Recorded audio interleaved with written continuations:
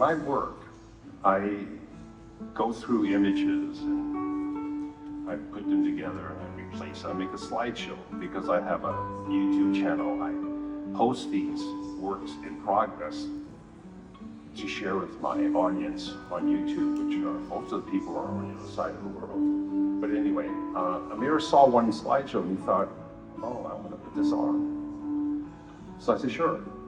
He goes, well, I gotta show you the gallery. When he brought me here, I saw this place, it was huge. I thought, wow, I have to go back in the darker and make some of these prints larger. So that's what I did. But the interesting thing is, in hindsight, I think Amir knew better than I did what I was doing. I mean, he was really in tune with what the feeling I was trying to get in the show. And so, kudos to Amir. I mean, half this show belongs to Amir, really, seriously. It turned out so much more than what I thought it would be. And his crew did a great job of hanging the prints. He asked for all these artifacts, and at first I thought, okay, well, so people started contributing, my brother started contributing. That's the sign from my great-grandfather's herb shop in Chinatown, Oi Wong. Oi means love, Wong means calm, as in calm waters, Tong is company. So Oi Wong Tong means peaceful company. It became a central hub in Chinatown. It was where people would congregate. I did a photo shoot for the president of the 6 companies in Chinatown. I was recording all his porcelain pieces. He told me that when he was young, he would go to our herb shop, and he and his friends would hang out there, and they felt ill at all. My grandfather would make a tea for them, and they would drink it and go on their way. So that herb shop lasted until 1957. It was started in 1864 by my great-grandfather. There's a portrait of him on the scroll on the table here. He first came to this country in 1852. He saw right away that the Chinese needed health care. So he learned the herb business, went back to China. He made that trip 3 times. Back in those days, it took 3 months to travel from China. 33% of the people on board would die. They were thrown overboard. He made the trip 3 times because he was healthy. And because of him, we are here. So, the reason why I even started this, though, was because my father's oldest brother, who I call Dai Ba, he was in his 90s. My mother had written a biography of her family's life, and I wanted him to translate it because it was all in Chinese and I couldn't read it. Dai Ba thought it was a fairy tale. He reluctantly translated it as I went back there every week. And my grandmother, my maternal grandmother, was kidnapped from China when she was a little girl. She was brought over here to be raised as a prostitute. And my grandfather saw her when she was a little girl. He purchased her outright, took her home, and raised her. When she turned 15, he made her his wife. And she bore him 9 children. My mother was number 9. So that story was written out by my mother, and Dai Ba translated this. He also had gone back to China a number of times. Dai Ba went there. He said he went to our village 4 times in China in order to claim that portrait of my great-grandfather, his grandfather. The communist government had said that it was a national treasure and not allowed to leave the country, but he was able to bring that back. He also found his aunt, one of his last surviving aunts, and she had a biography of my great-grandfather. So he showed that to me, and he also translated that for me. And so I would go back and see him every other weekend for months. And when you're 90, it was always a pleasure to get a visit from someone. So our visits became very special. And as he translated, I found out that there was a lot more to my family than I thought. My great-grandfather had 5 wives, and my grandfather had 3 wives. So throughout this ordeal of translating, Dai Bok would venture off and I want you to see something. He'd get up from his chair and slowly walk over to the bookshelf and go to where his photo albums were. And he would look for something very specific, and he'd bring out this little picture. Sometimes he'd ask me, can you make this larger so I can see it better? And he would tell these stories about when he was in the military. He had very fond memories. Uncle Donald, who was born from my grandfather's 2nd wife, and Dai Bok was born from my grandfather's 3rd wife. They got along really well, especially in the military. They always looked forward to getting back together. And he showed me these pictures of them growing up. And I was fortunate in that I was able to work with all the brothers. My father started a lab, which I worked, my brother had, I worked for him. Dai Bok, actually, he was an electrical engineer, so he was in the lab designing timers and temperature control units. And Uncle Donald was the accountant. He would come in at night, and because I worked late every night, I'd see Uncle Donald. Uncle Bill was the youngest. He also wanted to come in to make his own photographs, but my father wouldn't let him. So when I started my own lab, I invited Uncle Bill. He came to work to do his own photographs in my lab. So I got a chance to meet all 4 brothers. And they all got along, except for my father and Dai Bok. And they were almost like water and oil. And there was one thing though, whereas Dai Bok always chose pictures that gave him only fond memories. He never wanted to look at any pictures that reminded him of anything that he didn't like. There's always fond memories. But there was one memory he had that he wanted to share with me. And it was the one thing that he had empathy for my father, because all 3 of them went off on their own. They went into careers that they wanted to. My father was stuck working at the family shop. He never wanted to be in the herb business, but somehow he wound up there. My grandfather, when he died, he left the herb shop, which had been in business for over 90 years, to his cousin. The cousin couldn't speak English. My father could. So that cousin handed it over to my father. And what happened was, during the latter part of the McCarthy era, a prosecutor went after herb shops because we got our herbs from Red China. It was illegal by then to trade with Red China. My father got his herbs from Canada, which originated from China. One day he went to the herb shop to open up, and there was a padlock. And it said closed by the US government. And they burned all our inventory. It was almost 100 years of inventory. Now, Dai Bok was the one person that my grandfather told to take a physical inventory every year. So Dai Bok knew what he was talking about. He told me that in 1957, our herbs were worth $750,000. And most of those herbs were purchased before China became Red China. But the prosecutor burned everything. Eventually, the judge ruled my father to be innocent and said that the law was not followed correctly. So the prosecutor did not win that case. But overnight, our family was scattered. The one thing that, when the Exclusion Act came into being, the one exception was if you were a merchant, you could still come to this country. So a lot of people from our village came to work in the herb shop. They all invested in the herb shop. So when we lost that business, everyone had to go out and look for jobs. My mother told me, my father had to take 3 jobs at the same time. And he had 4 kids, he just bought a house, and he had to support us. Now, back then, it was kind of hush-hush, we weren't informed.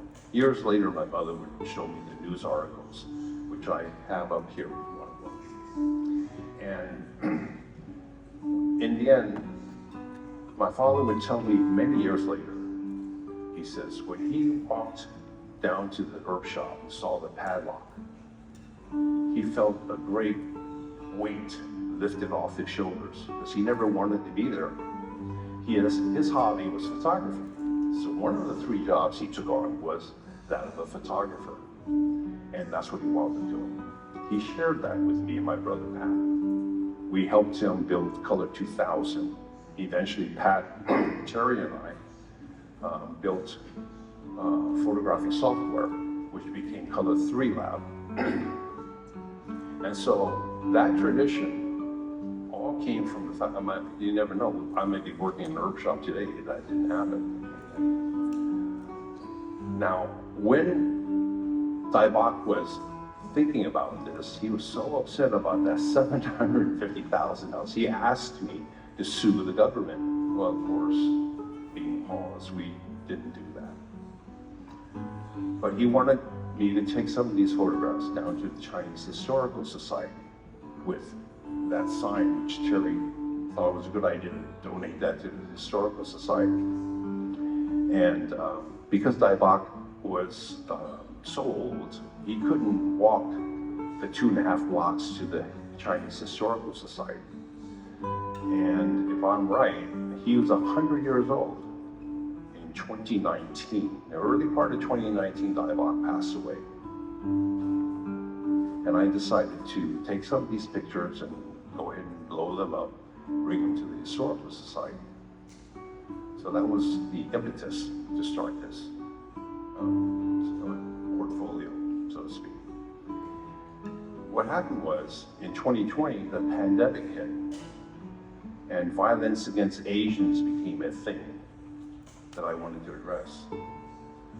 So my selections and photographs began to change, and I started to include those images that showed us assimilating to the American experience, and how we were all immigrants or children of immigrants, except for the natives. And that's why I include that picture of my sister and me, carried by Indian chief. So I started to include pictures of us, bike ride, camping, music. And I thought there was one thing that America took wholeheartedly to China, and that was martial arts. So I included the pictures of me and my cousins learning Tai Chi from Sifu Bill Chin, Kung Fu.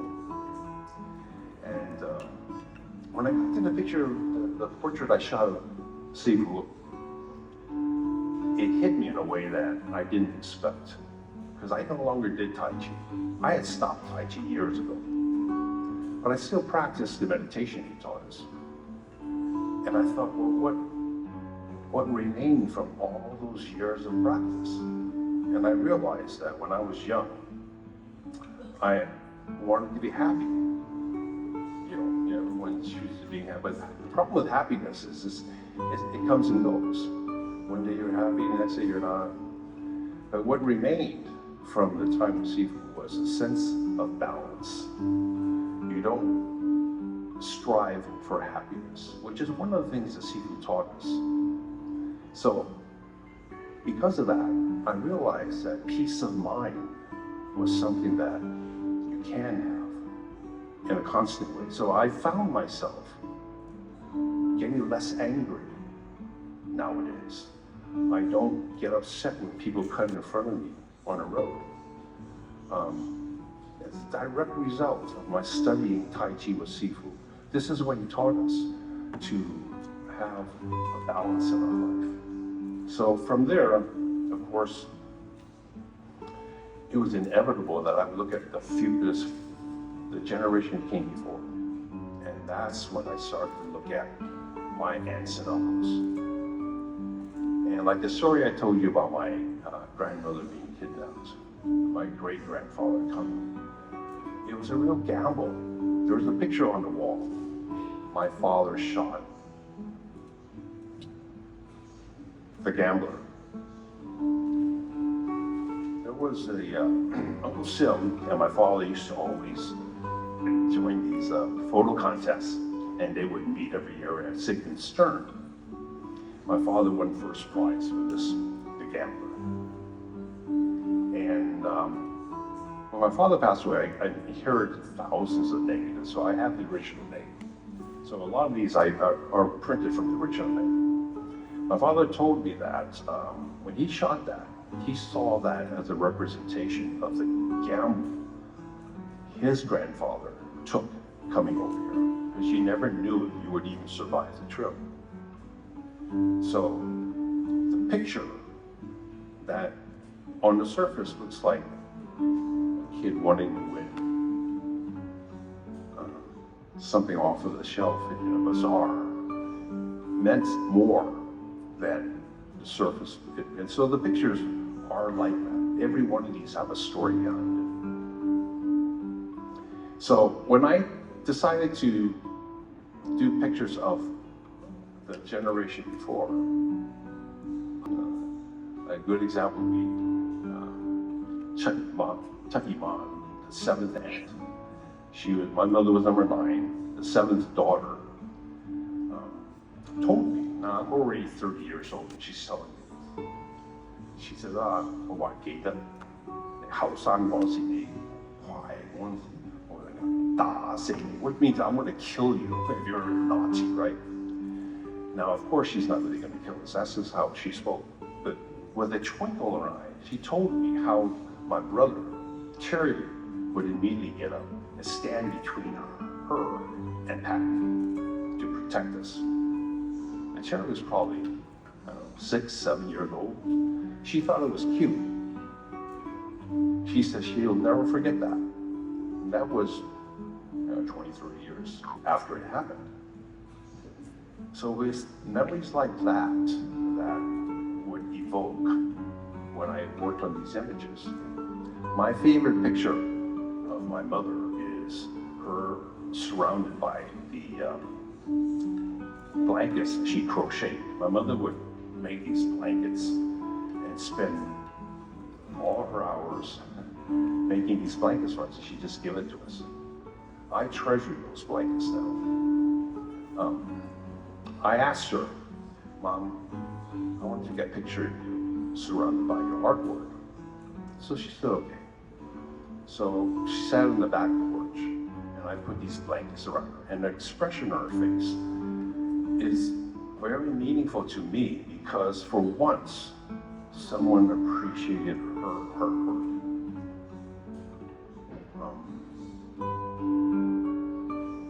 When I think about what my mother and her sisters, what they did for us, you could say it was a sacrifice, but it wasn't. They lived their life the way they wanted. The sacrifice that we see now was just a byproduct of how they wanted, how important we were to them, and how we grew up, how we are today is a direct result of that. That's what remains, just like with seafood. What remains are the important things. Other things that we collect in our life, like if you want to be happy by a new guitar, well, eventually there's another guitar you want. And that doesn't stay. It's the peace of mind that we get from the individuals who are mentoring us. We don't often think about our ancestors as mentors, but that's what they are. So it was recognized by a mirror when I was doing it. I didn't know it would lead me here, but that's where it led me to appreciate the family. Remember the best things and keep it close to you so that you're enriched all the time for the rest of your life. And forget the other stuff. It's not important. So my hope is when you look at this exhibit, you will be able to see something of yourself in these photographs. You know, you look at these photographs and you automatically believe that what you're seeing is real. And you'll say, oh yeah, I had a pretty good childhood too. I used to play cowboys and Indians too when I was a kid. And that's what remains. What remains is the authenticity of the experience. You keep that close to your heart and it'll feed you until the end of your days and forget all the other stuff. So thank you all for being here. That's the spiel. And again, thanks to Amir. The only reason I played the guitar was because Amir asked me to. He said, how would you play one song? It got to the point where I just trusted Amir implicitly, did whatever he said. So I did bring my guitar, and yeah, hands for me.